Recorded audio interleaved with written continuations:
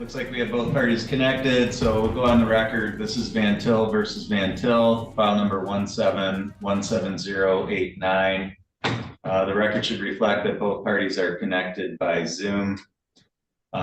This is set for a motion today. Mr. Van Til, you filed a motion to cease spousal support, and your motion's based on the fact that Ms. Van Til remarried at the end of 2024. Is that correct?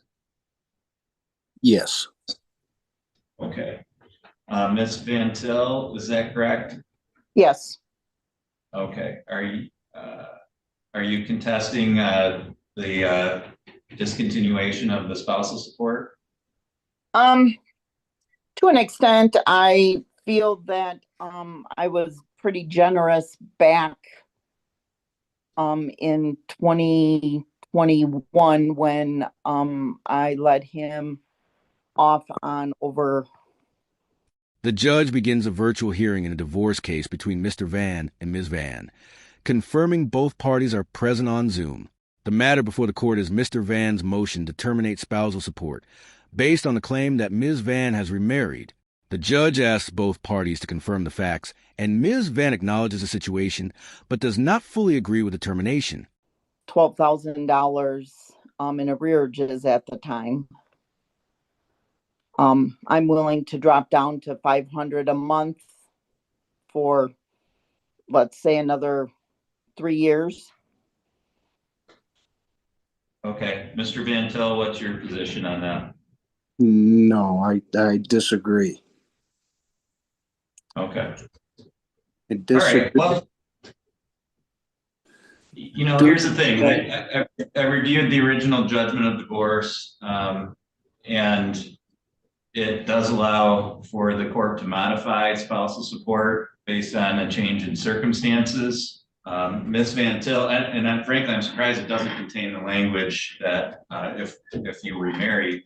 Typically, once a party remarries, I mean, that's a change in circumstances that warrants the cessation of payment of spousal support. And the whole idea of spousal support is that you don't have the assistance of your marital partner anymore to support you. And when you get remarried, that's no longer the case. So it really, to me, the only fact here that would be a potential issue is whether or not you were actually married or remarried, I should say. And it sounds like that's not a fact. Ms. Van argues that she previously made financial concessions, including forgiving over $112,000 in arrears, and suggests continuing support at a reduced rate of $500 per month for another 3 years. Mr. Van disagrees with any continued payments. The judge reviews the original divorce judgment and explains that spousal support is typically based on the need for financial support from a former spouse, and remarriage usually changes that situation significantly. Since remarriage is not disputed, the judge finds that the legal basis for support no longer applies. That's in dispute. So for that reason, the court finds that the spousal support should cease. And so, Mr. Van Til, you need to file something with the court that indicates that the court is granting your motion. You can use a form like you used to file your motion in this case, okay? Okay. But that's an important step for you to follow up on, because until I sign that order, I mean, that's what actually stops your obligation for spousal support. So it's important that you submit that as soon as possible to the clerk's office here in Gaylord. Okay, so it's the form just like the one I sent for this hearing. Yep, well, you can find the form in the same place. It's going to be just a blank order. And you're going to fill in there that the court is granting your motion and spousal support will stop as of February 3rd, okay?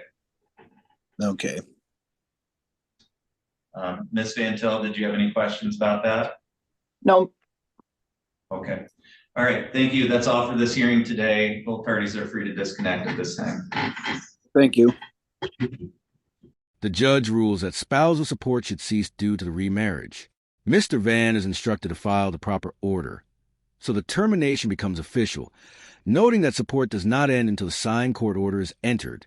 The judge clarifies the effective date of termination as February 3rd and explains the paperwork process.